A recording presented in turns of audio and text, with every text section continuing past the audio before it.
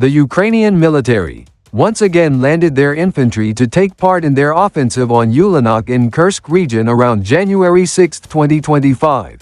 But their withdrawal vehicles were completely destroyed by drones and artillery of the Russian armed forces. Ukrainian channels are vehemently claiming that Kiev's latest offensive on Ulanok from Sudzha was a success, but this is completely false, Russian military channels reported on January 8. It was reported that Ukrainian vehicles left the infantry without supplies and dead. Some of their troops were scattered in the forest belt and several buildings between Cherkasskaya Konopelka and Fanaseyevka. Russian drones from Sudoplatov continued to eliminate Ukrainian infantry, which they said had been cut off from supplies.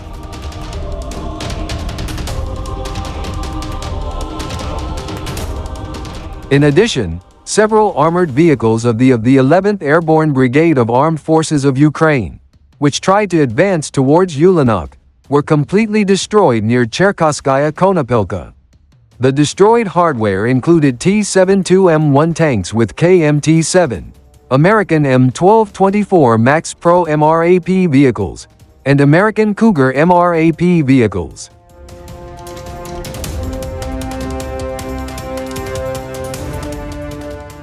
Meanwhile, the Russian Defense Ministry also released a video on January 8 of Ukrainian armored column, neutralized before it even reached Ulanok, in its second failed offensive in 2025. The 40th Marine Brigade reported that the column of vehicles was advancing, only reaching and landing in the forest between Fanaseyevka and Ulanok. However, the hardware column was then hit with a precision artillery strike by Russian Marines from the Sever group of forces. In a video on the same day from Russian channels, several vehicles mostly from Western countries were lost as they headed towards Ulanok after passing through Cherkasskaya Konopelka. Several others were seen moving, or some were shown after being abandoned. Wire-guided FPV drone strikes were conducted by the 810th Marine Infantry Brigade, 382nd Marine Infantry Battalion, 30th Motorized Rifle Regiment, and 11th Air Assault Brigade, against vehicles during the Ukrainian offensive. Some of Zelensky's losses included MaxxPro MRAP, BAB armored personnel carriers, tanks with roof screens, M1224 Strikers, and IMR-2 engineering vehicles, T-72AMT, including what appeared to be Marder IFV, and many others that were not in the camera frame.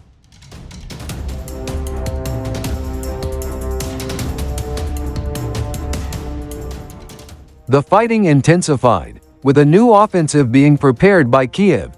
As usual, the results of the offensive were drastically reduced, in both equipment and the loss of more than 200 soldiers.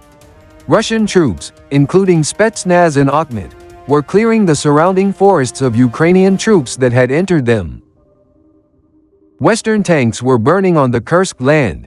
The offensive on Ulanok was stopped immediately after its departure, and more than 50 armored vehicles were destroyed by Russian drones and artillery, along with the troops they transported.